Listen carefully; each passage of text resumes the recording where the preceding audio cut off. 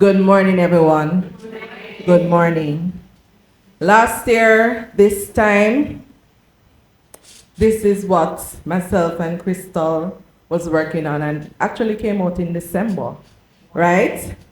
Prayer proofing your marriage. A praying wife's devotional to strengthen and protect her family, my family, right? And let me just read this before I jump into it.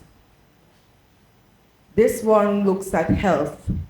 Bless the Lord, O my soul, and forget not all his benefits, who forgives all our iniquity, who heals all your diseases, who redeems your life from the pit, who crowns you with steadfast love and mercy. And that's from Psalm 103, 2 to 4.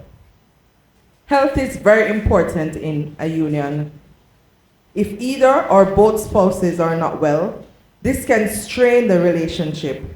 Health can affect areas of your marriage, and it is key that we try as best as possible to keep in good health. We also know that life is unpredictable, and we should constantly pray for our health and the health of our spouse. We should also recognize that if illness of any form should happen, we should support each other by standing with that spouse. Our vows said in sickness and in health. So we are to be there for each other if sickness happens. We should also pray and ask God to give us the strength and to go through as sickness takes patience, money, selflessness, and so much more that we are sometimes not able to give. As someone who has been experiencing sickness a year after I got married, I can certainly say we have been tested. But I am so grateful that my spouse has been with me throughout this journey and has held me up in the lowest of times. My injury has affected my areas of my life, but having a supportive spouse has made a big difference. Faith beyond diagnosis. 2025, this came out in December 2024. And going into 2025, I claim that year. I say it's my year. I'm going to push my book, push my business, ministry, church, children, you name it. We all have our things that we plan to do in 2025. In February, had my book launch, beautiful book launch. In March, I found out that I have breast cancer. So, can you imagine? You have planned for a big, and then you find out this. So, after this diagnosis, I found out that it was stage 3 breast cancer. Couple weeks after, I found out it was stage 4 and that it was also on the liver. So can you imagine the devastation that I was in? Last year, October, November, December, I knew something was wrong with my breast, but I was not worried about it. Yes, I was going to the doctors trying to figure out what was happening, but cancer was the furthest thing from my mind. Why?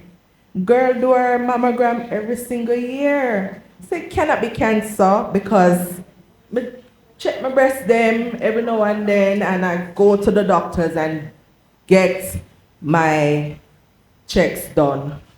However, it was cancer. Yes, I got through all the crying and all the emotions, but I had to pick myself up and say, all right, this is not going to take over. I'm not going to allow this news, this diagnosis, to stop me from being, right? Having Jesus doesn't mean we get a quick fix, but this means we have peace, we have joy, comfort, and hope in the midst of the storm.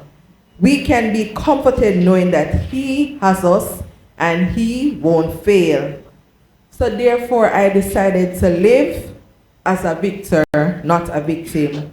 I decided to trust God because He's able to keep me. I activated faith like never before. I chose to fight, and I'm still fighting. So you see me here today, I'm a testament that God can heal. My healing is not complete. I like how you said survivor, because I call myself a survivor, even though it's not done. The liver has been healed, but now I have to deal with the girls, right? But God is able, and I know that He's able to take me through. So going through this diagnosis allowed me to pray more and trust God more. After all, I had just written a book about being a praying wife. So here came the test. And through doing this, I was led to change doctors. Praying, important. Because when you're praying, He will direct you. He will lead you where to go. So in this journey, I had to change doctors, which have changed how the process has been going. So I leave with you. God is bigger than any situation you will face. Trust Him to make or create a way. So whatever you are going through, decide to give it to Jesus and allow Him to take you through it. We serve a God of the impossible. I also invite you to stop by my booth when you get a chance, as I have several items there on sale, which is raising funds to continue my treatment. God bless you.